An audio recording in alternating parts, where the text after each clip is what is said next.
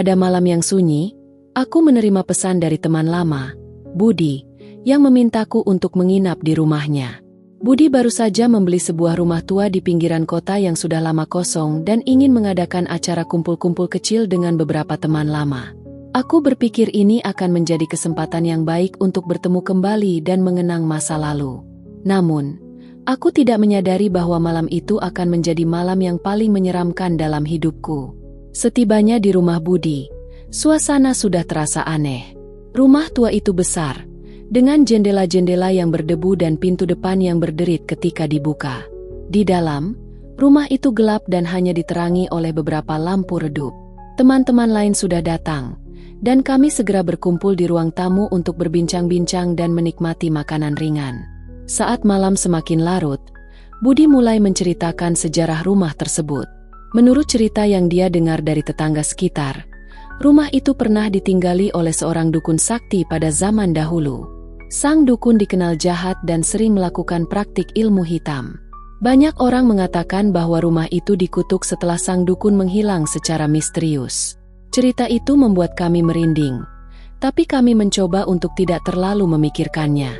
Setelah beberapa waktu, kami memutuskan untuk berkeliling rumah, menjelajahi setiap ruangan yang gelap dan berdebu. Ketika kami sampai di lantai atas, kami menemukan sebuah pintu kecil yang terkunci.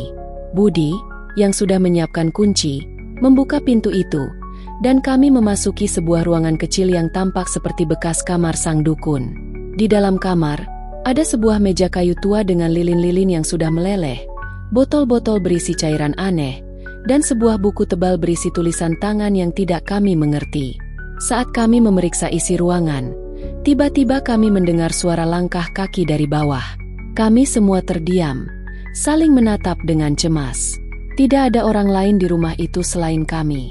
Budi, yang merasa bertanggung jawab, memutuskan untuk memeriksa ke bawah.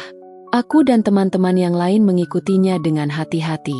Saat kami tiba di lantai bawah, suara langkah kaki itu berhenti. Kami memeriksa setiap sudut rumah, tapi tidak menemukan siapapun. Ketika kami kembali ke ruang tamu, kami melihat pintu depan yang sebelumnya tertutup rapat kini terbuka lebar. Malam itu semakin mencekam. Kami memutuskan untuk berkumpul di satu ruangan dan mencoba untuk tetap bersama.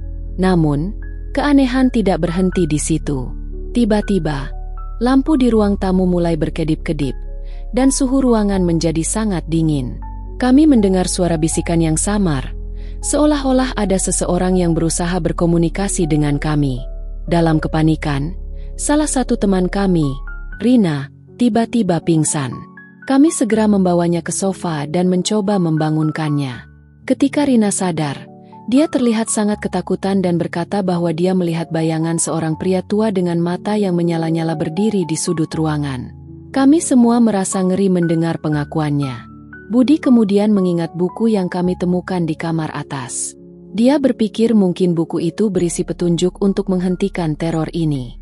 Kami segera kembali ke kamar tersebut dan membuka buku itu.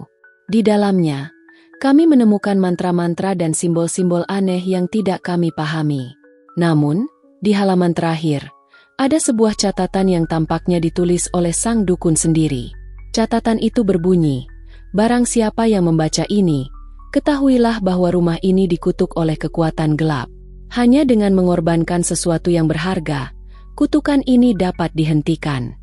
Kami tidak mengerti apa yang dimaksud dengan pengorbanan, tetapi kami tahu bahwa kami harus melakukan sesuatu untuk mengakhiri teror ini. Dalam keputusasaan, Budi memutuskan untuk membakar buku itu, berharap itu akan mengakhiri kutukan. Kami semua keluar dari rumah dan menyalakan api di halaman belakang. Saat buku itu terbakar, kami mendengar suara jeritan yang mengerikan, seolah-olah ada makhluk yang tersiksa. Api membesar dan tiba-tiba padam, meninggalkan abu yang berterbangan di udara. Kami kembali ke dalam rumah dengan harapan semuanya sudah berakhir. Namun, ketika kami masuk, suasana tidak berubah. Rumah masih terasa dingin dan mencekam. Kami memutuskan untuk pergi dari rumah itu malam itu juga, meninggalkan segala barang kami. Beberapa hari kemudian, kami mendengar kabar bahwa rumah itu terbakar habis tanpa sebab yang jelas. Tidak ada yang terluka, Tetapi rumah itu kini tinggal puing-puing. Kami semua setuju untuk tidak pernah kembali dan membicarakan pengalaman itu lagi. Pengalaman malam itu akan selalu terpatri dalam ingatan kami, mengingatkan kami akan kekuatan gelap yang tidak bisa dijelaskan dan bahayanya bermain-main dengan hal-hal yang tidak kita pahami. Meskipun kami sudah berusaha melupakan, suara langkah kaki dan bisikan aneh itu masih menghantui mimpiku.